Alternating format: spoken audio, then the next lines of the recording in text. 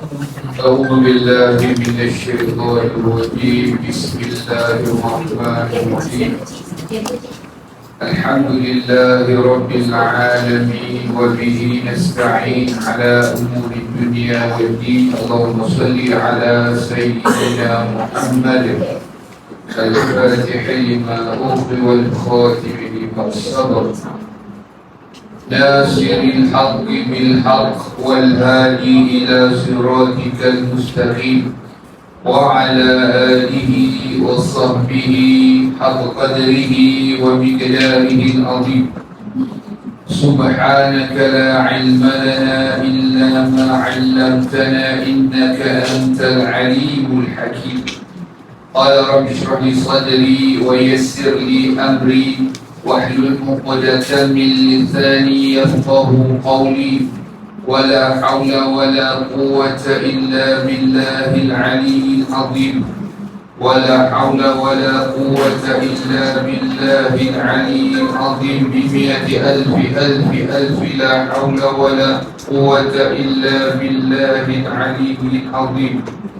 نوينا تعلم والتعليم والتذكر والتذكير والإفادة والاستفادة والحث على التمسك بكتاب الله وبسنة رسول الله صلى الله عليه وسلم والدعاء إلى الهدى والدلالة على الخير ابتغاء وجه الله ومرضاته وقربه وثوابه. آمين اللهم آمين. عما بعد، السلام عليكم ورحمة الله تعالى وبركاته.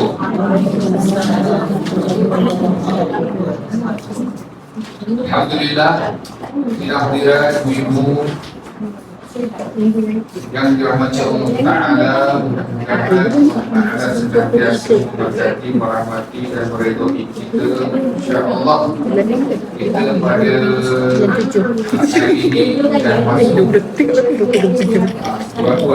berapa Muharram. Ini hari yang last kita jumpa dari masih tahun lepas. Ini kita baru jumpa tahun baru. Kita jumpa tahun baru lah. 2 minggu lepas, tahun lepas. Masya Allah. Salah terima sekali amal kepada kita, Allah untuk kita, insyaAllah. Kita akan sambung semula pengajian kita di dalam kitab ringkasan rukun iman ini. Baik, jadi terakhir seperti dalam catatan kita pada poin yang lepas sudah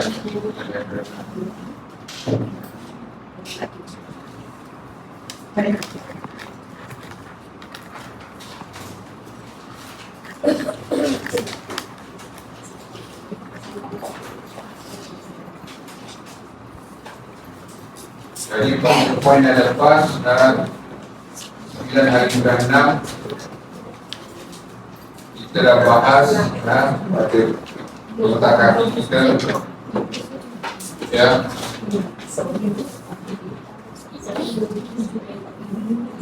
Pertama kita bahas bahawa itu bisa pada zat, bisa pada sifat, bisa pada perbuatan, dan kita bahaskan satu persatu.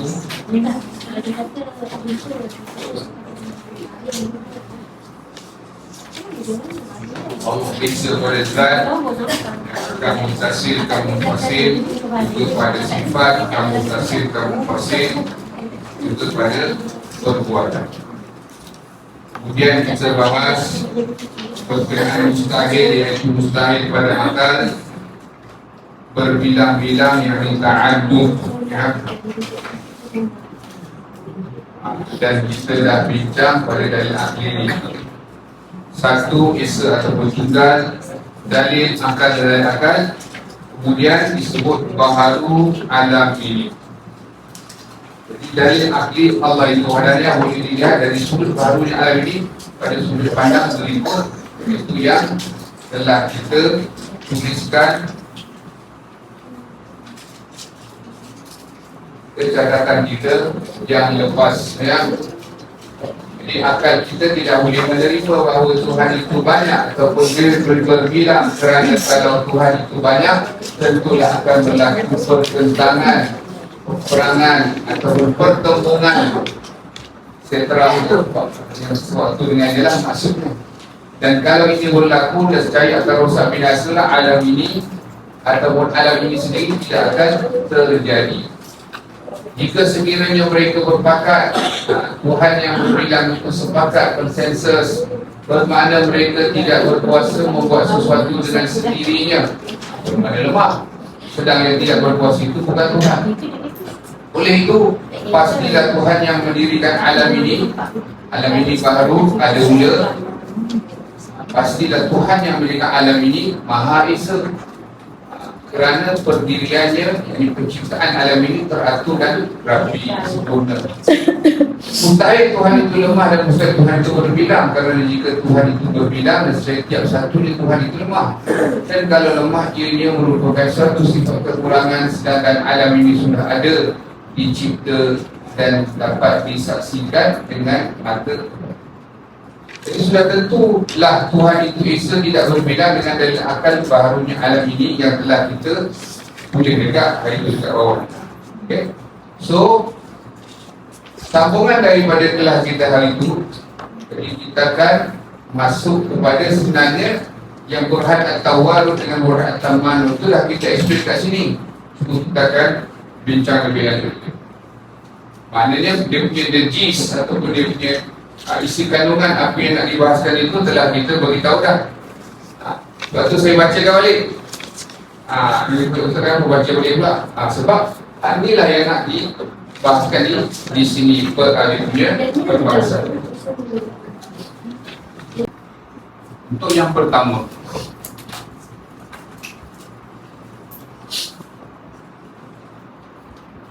burhan at-tawarud, dalil kesepakatan.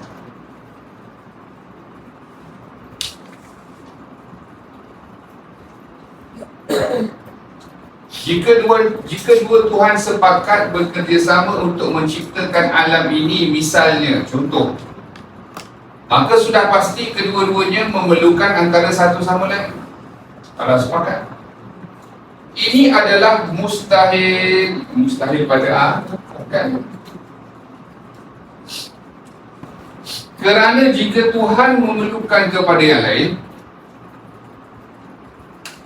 maka kedua-duanya adalah lemah. Jika kedua-duanya lemah, maka tidak akan ada alam ini. Alam ini takkan ada, takkan wujud. Sedangkan alam ini sudah pun ada.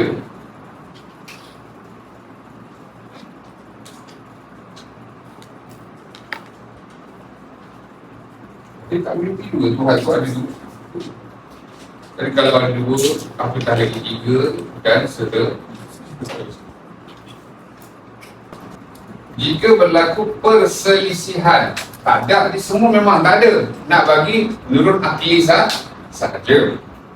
Jika dua Tuhan tidak sepakat berselisih dalam satu perkara, kalau macam ni sepakat, kalau selisih pula bertembung, maka akan timbul tiga kemungkinan. Satu, kehendak kedua-dua Tuhan tercapai. Dua-dua jadi. Satu nak Sri Kristana di planet Mari, betul saja. Salji, satu lagi nak kemarau. Dua-dua jadi, kemarau jadi, salji jadi. Boleh berlaku? Tak, mustahil. Ya, faham Sebab dia bertembung dua perkara yang bertentangan. Dua perkara yang bertentangan tidak boleh melekat pada satu. Tak boleh. Contoh, saya sedang berdiri. Adakah saya duduk? Mana? Tak ada. Duduk, berdiri, mana boleh? Ibu sedang duduk. Adakah ibu berdiri? Tak, ibu sedang duduk. Nampak tak? Jadi kata bertembung dua perkara yang bertentangan. Ijtima'un naqidaini. Bertembung dua perkara yang bertentangan. Itu yang pertama.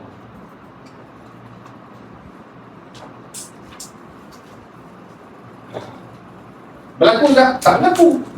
Tetap bertentangan.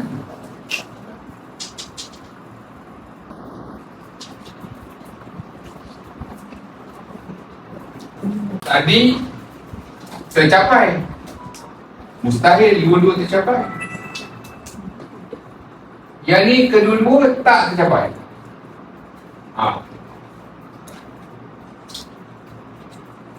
Kalau dua-dua tercapai satu masa, mustahil tak boleh terima ijtima'u an-naqidaini.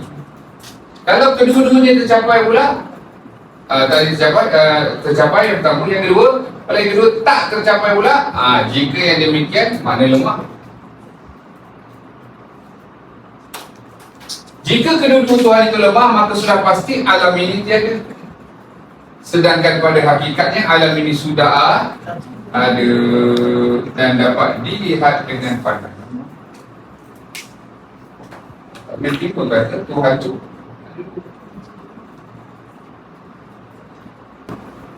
kita boleh fikirlah, cuma nak diperhalusi. Kalau disebut begini, maka ini jawapan ulama. Kalau bekerjasama, begini jawapan ulama. Kalau berselisih, bertentang, akan berlaku 3 kemungkinan. Mana kemungkinan ini mustahil? Mustahil. Nombor 1 pun takkan berlaku, begitu juga nombor 2.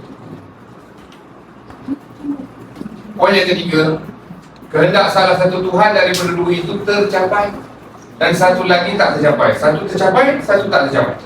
Tuhan yang tak tercapai, kehendaknya tidak boleh dianggap Tuhan kerana kehendaknya sendiri pun tak tercapai. Tuhan yang lagi satu, itu juga tidak boleh dianggap Tuhan kerana dia pun memiliki yang sama dengan yang satu lagi. Sama. Tapi satu tercapai, satu tak tercapai. Padahal sama. Ianya juga sebenarnya lemah. Tak boleh berlaku. Takkan berlaku. Sama ada bila berselisih, dua-dua tercapai, dua-dua tak tercapai. Salah satu tercapai, satu tak tercapai. Tiga-tiganya mustahil berlaku. Sebab itulah Tuhan itu tidak berbilang. Jadi daripada dua-dua ni saya buat setara untuk dua-dua, setara satu dengan setara satu. Kerana itulah mustahil Tuhan itu berbilang berdasarkan burhan, yakni dalil at-tawarud dan at-tamanu. Ini tak boleh. Tak boleh terima Tuhan itu berbilang. Jangankan 3, jangankan berjuta-juta, 2 pun tak boleh terima. Kerana akan berlaku perkara ni dan perkara ini. Dari segi burhan at-tamanu ada 3 kemungkinan yang mustahil. Dan juga untuk yang at-tawarud ini kesepakatan, ya, kalau dua-dua, maknanya salah satu memerlukan antara satu sama lain. Mustahil. Tak lagi Tuhan sifatnya. Sebelum kita belajar wahadaniyah, Allah itu apa dia? Dia mubi binafsihi. Itu dalam perbahasan ilmu tauhid ni, dalil akli ni penting. Macam mana Tuhan itu berbilang? Ada langit, ada bumi, ada apa? Rezeki, ada untuk laut, ada untuk kilat. Semua di bawah kekuasaan dan keesaan kehendak Allah Ta'ala belaka. Jadi yang biru ni kehendak salah satu Tuhan dari berdua itu tercapai, satu dan satu lagi tak tercapai. Tuhan yang tak tercapai, kehendaknya tidak boleh dianggap Tuhan kerana kehendaknya sendiri pun tak tercapai. Tuhan yang lagi satu juga tidak boleh dianggap Tuhan kerana memiliki yang sama dengan yang satu lagi. Sama. Satu tercapai, satu tak tercapai. Bermakna ini juga sebenarnya lemah dan mustahil Allah Ta'ala pula lemah. Mustahil Tuhan itu lemah. Kita akan akan belajar secara khusus lepas ni pula, iaitu sifat putra. Pagi kita belajar bab putra. Nampak tak? Tuhan yang satu lagi itu juga tidak boleh dianggap Tuhan kerana memiliki yang sama dengan yang satu lagi. Bermakna ini juga sebenarnya lemah. Jadi poin yang bulat tu saya buat bulat tadi tu, mustahil Tuhan itu lemah.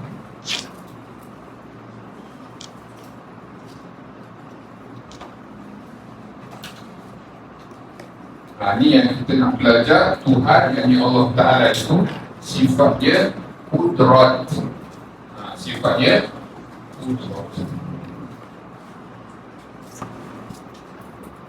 Baik.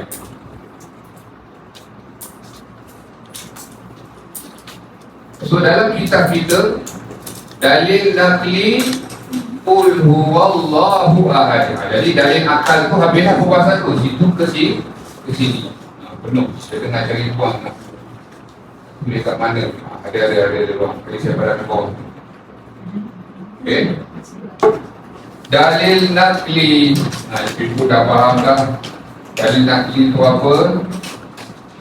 Sama dengan catatannya. Ya, catatannya lepas-lepas sama. So, tengok balik dalil nakli itu. Tengok catatan yang lama. Sama juga sesuatu yang menunjukkan kebenaran atas sesuatu. Sama juga saya buat dot-dot tu lebih faham lah. Menurut wahyu. Ingat kan? So bila sebut wahyu, dia ada dua lah. Al-Quran dengan Al-Hadith. So ini sudah maklum lah. 15. Semua catatan A dan B.